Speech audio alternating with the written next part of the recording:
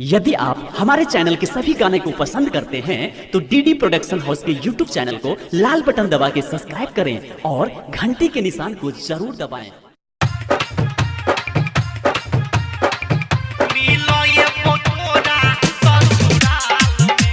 Presented by DD Production House, Sakri.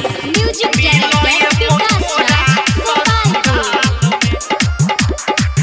चाहे भगेलो तोहर बियाह गे, चाहे भगेलो तोहर बियाह गे, हम खबर लेबो कोनो हाल में। सुन जान गे हमारा जान गे, मिलो ये तोरा ससुराल में। छियो लभर गे चुम्मा लके जेबो दुनु गाल में। चाहे भगेलो तोहर बियाह गे, चाहे भगेलो तोहर बियाह गे, हम खबर लेबो कोनो हाल में। सुन जान गे हमारा जान गे, मिलो ये तोरा ससुराल में। छियो लभर गे चुम्मा लके जेबो दुनु गाल में।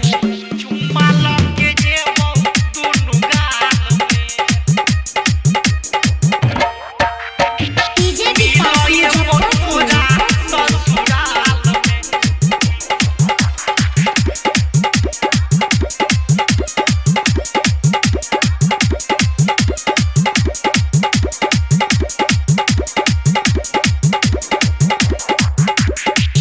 दुआरा पर खड़ा रहबो खिड़की से देखी है, घर से निकली है जानू हमारा बजई है।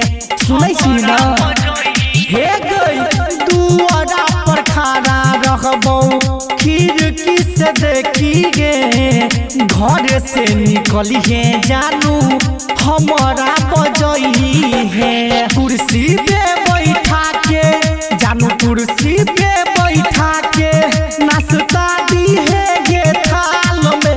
सुनो जान गे मिलो ये तोरा ससुराल में। छियो लभर गे चुम्मा लके जेबो दुनु गाल में। चुम्मा लके जेबो दुनु गाल में। म्यूजिक डायरेक्टर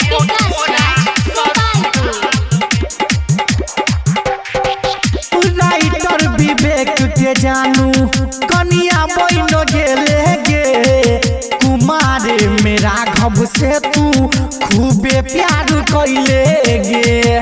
बिसर गेली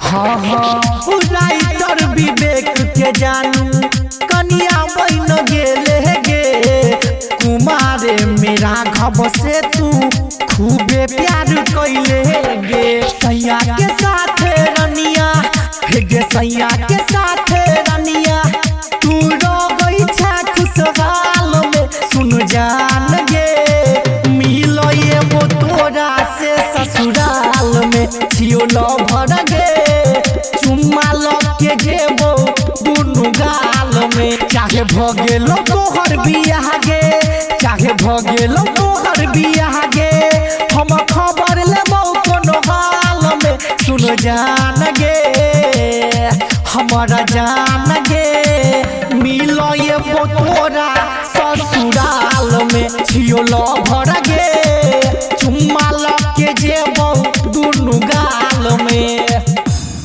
recording by DD production house Sakri 97 084 45 722।